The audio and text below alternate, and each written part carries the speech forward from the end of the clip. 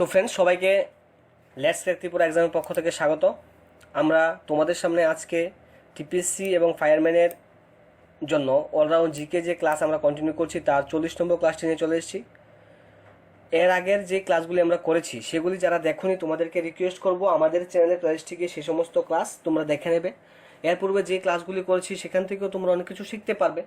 তো পাশাপাশি আজকের এই ক্লাসটি প্রথম থেকে লাস্ট অবধি করবে, তাহলে আজকের এই ক্লাসের মধ্যে যে কোয়েশনগুলি আমরা সিলেক্ট করেছি তোমাদের জন্য সেগুলি কিন্তু ক্লাসের মধ্যে শেখা হয়ে যাবে যদি তোমরা অ্যাক্টিভলি পার্টিসিপেট করো, প্রথম থেকে লাস্ট অবধি থাকো, পুরো ক্লাস করার মেন্টালিটি রাখবে, তাহলেই তোমরা আজকের এই ক্লাসের গুরুত্বপূর্ণ কোয়েশনগুলি শিখে তারপরে যেতে পারবে। কারেন্ট অ্যাফেয়ার্স একটা গুরুত্বপূর্ণ পার্ট তোমরা জানো। তো কারেন্ট অ্যাফেয়ার্স যদি ডাউনলোড করতে চাও 3 মাসের কারেন্ট অ্যাফেয়ার্স একসাথে আছে, ভিডিও ডেসক্রিপশন বক্সে লিঙ্ক দেওয়া আছে, সেখান থেকে ডাউনলোড করতে পারবে। আলাদাভাবেও কারেন্ট অ্যাফেয়ার্স দেওয়া আছে ভিডিও ডেসক্রিপশন বক্সে, ডিসেম্বর, জানুয়ারি, ফেব্রুয়ারি, মার্চ, এপ্রিল 5 মাসেরটা দেওয়া আছে। এপ্রিল মাসেরটাও রেডি করে দেওয়া হয়েছে, এই যে এখানে এপ্রিল মাস দেওয়া আছে তোমাদের জন্য।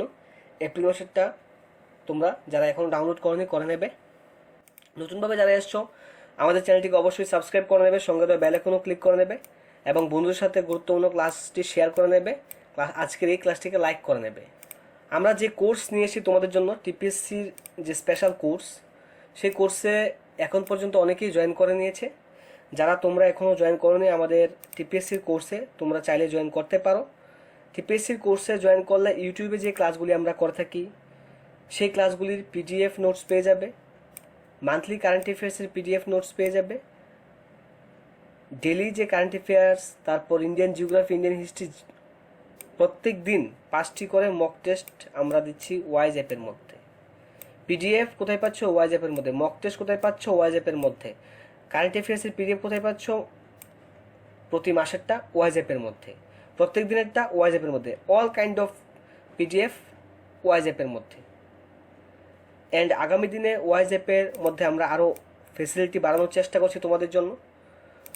ওয়াইজ অ্যাপে জয়েন করতে হলে মান্থলি অনলি শুধুমাত্র 499 পে করতে হবে। ক্লাসরুম আইডি বসিয়ে অ্যাজ এ স্টুডেন্ট তোমরা লগ ইন করে জয়েন করতে পারো আমাদের ওয়াইজ অ্যাপে এবং আমাদের সাথে তোমরা প্রিপারেশন করতে পারো টিপিএসসির জন্য, এলডি অ্যাসিস্ট্যান্টের জন্য। প্রত্যেক দিন সকালে কারেন্ট অ্যাফেয়ার্স, বিকেলে 2টি ক্লাস থাকে, জিকে ক্লাস আর জিওগ্রাফি ক্লাস, হিস্ট্রি ক্লাস সপ্তাহে 3 দিন হচ্ছে। এই সমস্ত ক্লাস আমরা let's crack Tripura exam team ইউটিউবে তোমাদের জন্য করে থাকি। আজকের এই জিকে ক্লাসের প্রথম কোশ্চেন হিস্ট্রি পার্ট থেকে নেওয়া। এখানে বলা হচ্ছে an organization formed in Germany in 1914 during World War I by Indian students and political activists residing in the country was। প্রথম বিশ্বযুদ্ধের সময় জার্মানিতে 1914 সালে দেশে বসবাসকারী ভারতীয় ছাত্র এবং রাজনৈতিক কর্মীদের দ্বারা গঠিত একটি সংগঠন ছিল। তো সেই সংগঠনটি জার্মানিতে ফর্ম করা হয়েছিল। সেই সংগঠনটির নাম কি, যেটা 1914-তে ফর্ম করা হয়েছিল ওয়ার্ল্ড ওয়ার 1-এর সময়? কোশ্চেন নাম্বার 1 এর আনসার হবে option B, Indian independence Committee. Indian independence Committee, option B হবে রাইট আনসার। এই যে ইন্ডিয়ান ইন্ডিপেন্ডেন্স কমিটি, এই কমিটিকে আবার বার্লিন কমিটিও বলা যায়, দ্য বার্লিন কমিটিও বলা যায়।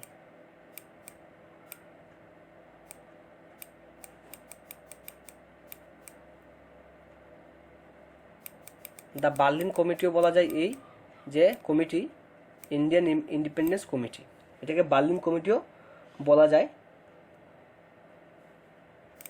Question number 2, first round table conference was held during November 1930 থেকে জানুয়ারি 1931 পর্যন্ত হয়েছে। Who was the viceroy of India at that time? যে ফার্স্ট রাউন্ড টেবিল বৈঠকের সময়ে ভারতের ভাইসরয় কে ছিলেন? Who was the viceroy of India at that time? কোন টাইম?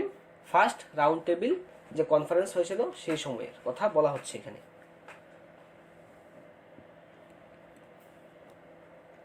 কোশ্চেন নাম্বার 2, সঠিক উত্তরটি হবে option B, Lord Irwin. Lord Irwin প্রথম যে গোল টেবিল বৈঠক, সেই বৈঠকের সময় লর্ড আরউইন ছিলেন ভারতের viceroy. Question number 3, Hindus and Muslims form one nation in India. ভারতে হিন্দু ও মুসলমান এক জাতি গঠন করে। They are two eyes of India, তারা ভারতের দুই চোখ, Hindu and Muslims. Injure one and you injure the other, একজনকে আঘাত করলে অন্যজনও আহত হয়। একজনকে আঘাত করলে অন্যজনকেও আঘাত করা হয়, এরকম যে ভাবনা, এটা কার ছিল? হুজ থটস ওয়ার দিস, এরকম ভাবনা কার ছিল? যে খুব সুন্দর একটি ভাবনা এখানে মেনশন করা হয়েছে যে Hindus and Muslims form the one nation, হিন্দু আর মুসলিম মিলেই এই নেশনটা, যে ভারত, যে জাতি, ভারত যে রাষ্ট্র, এটা গঠন করেছে। And they are two eyes of India, ভারতের দুটি চোখ হচ্ছে, একটা হিন্দু একটা মুসলিম। Injure one and you injure the other, একজনকে আহত করলে অন্যজনও আহত হয়, এরকম দৃষ্টিভঙ্গি বা এরকম থট কে রেখেছেন? কোশ্চেন নাম্বার 3 আনসার করো।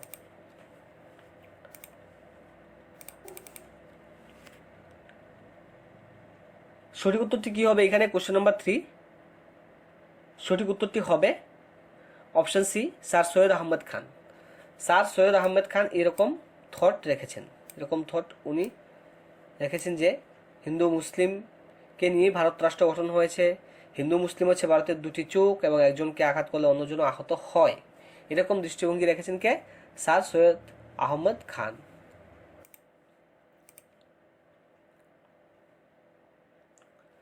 কোশ্চেন নাম্বার 4 বলছে, Champaran satyagraha was the first to be started, but the word satyagraha was used for the first time in which of the following. Champaran satyagraha তো প্রথমে স্টার্ট হয়েছে, বাট শুধুমাত্র সত্যাগ্রহ যে ওয়ার্ড, এটা ফার্স্ট টাইম কোন সময় ইউজ করা হয়েছে? কোশ্চেন নাম্বার 4, লাইভ চ্যাট বক্সে তোমরা প্রত্যেকে সঠিক উত্তরটি জানো।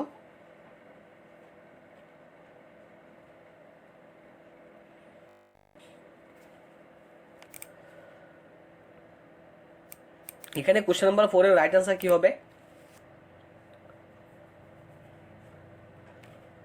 সঠিক উত্তরটি হবে anti Rowlatt act agitation. Anti Rowlatt act agitation. তাহলে question number 4 answer option A হচ্ছে। রাওলাট বিরোধী আন্দোলনের সময়ে প্রথম সত্যাগ্রহ ওয়ার্ডটি ব্যবহার করা হয়েছিল। নেক্সট কোশ্চেনে বলছে, during the revolt of 1857 who among the following was betrayed by a zamindar friend and captured while asleep by Britishers and put to death? বলছে 1857 সালের বিদ্রোহের সময় এই চারটি অপশনের মধ্যে থেকে কাকে একজন জমিদার বন্ধুর দ্বারা বিশ্বাসঘাতকতা করা হয়েছিল, তা কার সঙ্গে, এবং ব্রিটিশরা ওনাকে ঘুমন্ত অবস্থায় বন্দি করে হত্যা করেছিল। নিচের মধ্যে কাকে ব্রিটিশরা ঘুমন্ত অবস্থায় বন্দি করে হত্যা করেছিল এবং তারই একজন জমিদার বন্ধু তার সাথে কিন্তু বিশ্বাসঘাতকতা করেছিল। কোশ্চেন নাম্বার 5 খুবই গুরুত্বপূর্ণ কোশ্চেন, আনসার করো।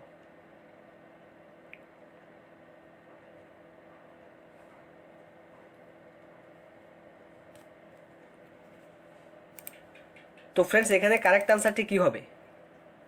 কারেক্ট আনসারটি হবে অপশন বি, তাতিয়া টোপি। তাতিয়া টোপিকে ব্রিটিশরা ঘুমন্ত অবস্থায় বন্দি করে হত্যা করেছিল এবং একজন যে জমিদার বন্ধু তার সাথে কিন্তু বিশ্বাসঘাতকতা করেছিল।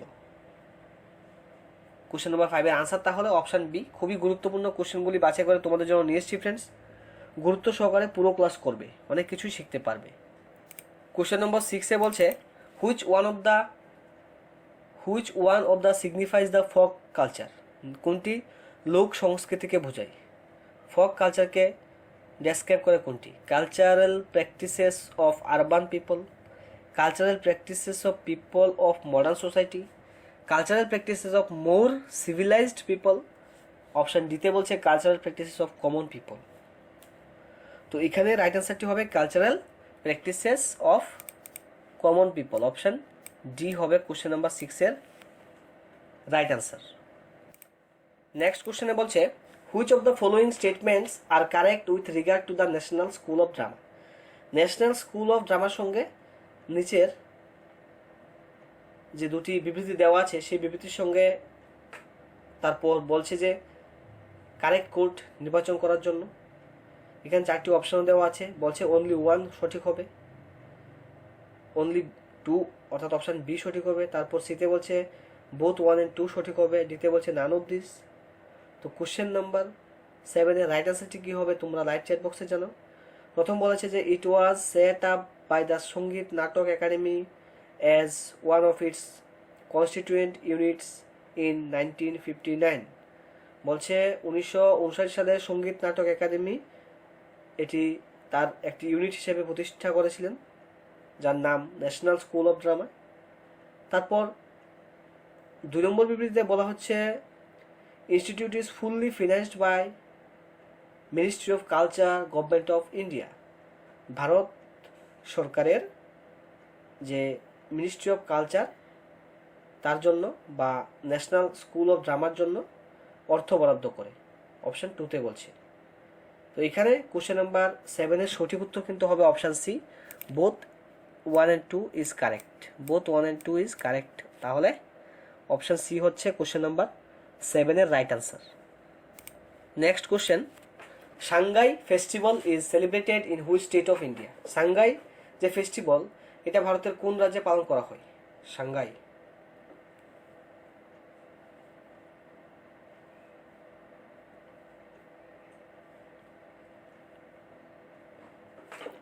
সাংগাই ফেস্টিভ্যাল ভারতের কোন রাজ্যে সেলিব্রেট করা হয়? কোশ্চেন নাম্বার 8 এর আনসার হবে অপশন বি, মণিপুর। মণিপুর রাজ্যে সাংগাই ফেস্টিভ্যাল উদযাপন করা হয়। কোশ্চেন নাম্বার 9 এ বলা হচ্ছে in which of the following place Kumbh Mela is not held. নিচের কোন স্থানে কুম্ভ মেলা অনুষ্ঠিত হয়নি? নিচের কোন স্থানে কুম্ভ মেলা অনুষ্ঠিত হয়নি আনসার করো।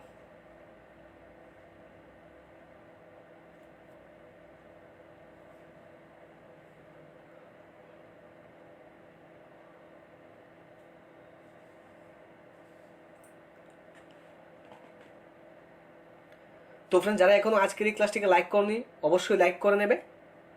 নতুনভাবে যারা এসছো আমাদের চ্যানেলটিকে সাবস্ক্রাইব করে নেবে, সঙ্গে তো বেল আইকনও ক্লিক করে নেবে। কোশ্চেন নাম্বার 9 এর সঠিক উত্তরটি হবে অপশন বি, বারাণসী। বারাণসীতে কুম্ভ মেলা হয়নি। প্রতি 12 বছর অন্তর ভারতবর্ষে কুম্ভ মেলা হয়। কোশ্চেন নাম্বার 10 এ বলছে which amendment of the constitution provided constitutional status to Panchayati Raj institution. Panchayati Raj প্রতিষ্ঠানকে সাংবিধানিক মর্যাদা প্রদান করা হয়েছে কোন অ্যামেন্ডমেন্টের মাধ্যমে? কোশ্চেন নাম্বার 10 আনসার করো।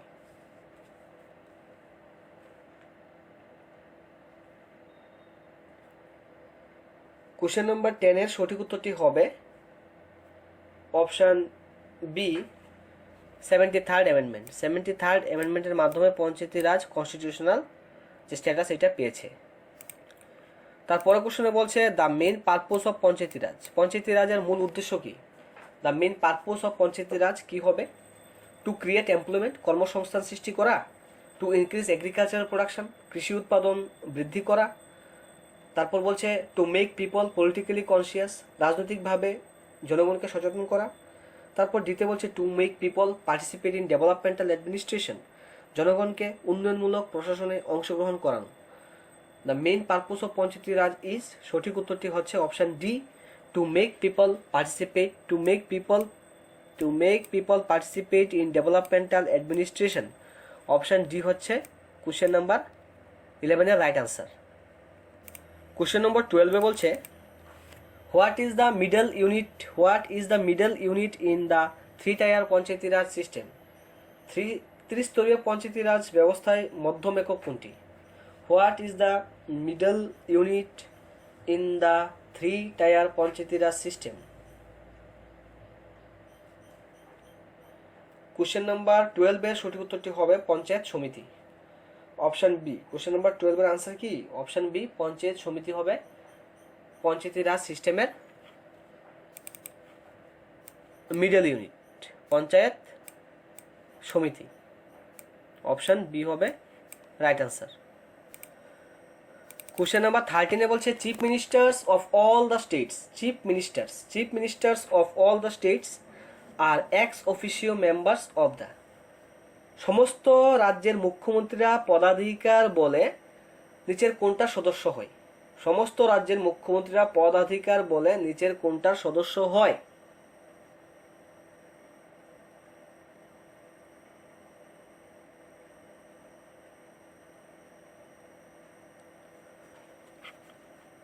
কোশ্চেন নাম্বার 13 আনসারটি হবে ইন্টারস্টেট কাউন্সিল। ইন্টারস্টেট কাউন্সিলের সদস্য হয়। সমস্ত রাজ্যের যারা সিএম আছে, চিফ মিনিস্টার আছে, ওনারা এক্স অফিসিও মেম্বার হয় ইন্টারস্টেট কাউন্সিলের। ইন্টারস্টেট কাউন্সিলের এক্স অফিসিও মেম্বার পদাধিকার বলেই হয়ে যায়। কোশ্চেন নাম্বার 14 বলছে what is the minimum age for appointment as a governor? Governor হিসেবে নিয়োগের ন্যূনতম বয়স কত? What is the minimum age for appointment as a governor? Question number 14।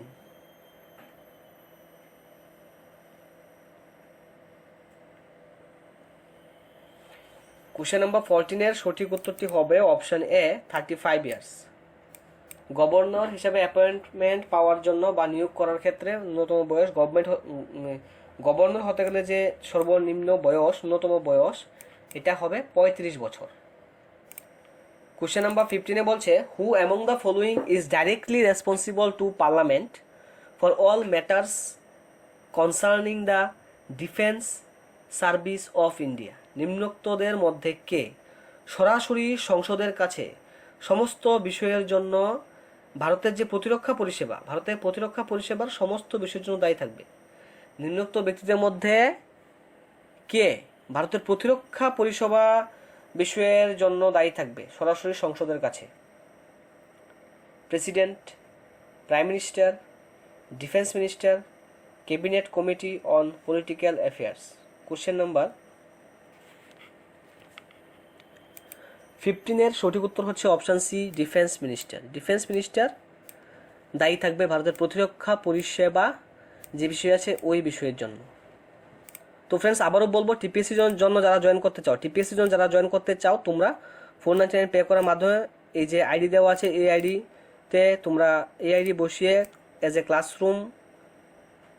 A student তোমরা লগ ইন করবে। ক্লাসরুম আইডি দেওয়া আছে এখানে, অ্যান্ড ওয়াইজ অ্যাপে কিন্তু জয়েন করবে। ওয়াইজ অ্যাপটা আগে ইনস্টল করে নেবে। প্রত্যেক দিন তোমরা মক টেস্ট দিতে পারবে এখানে।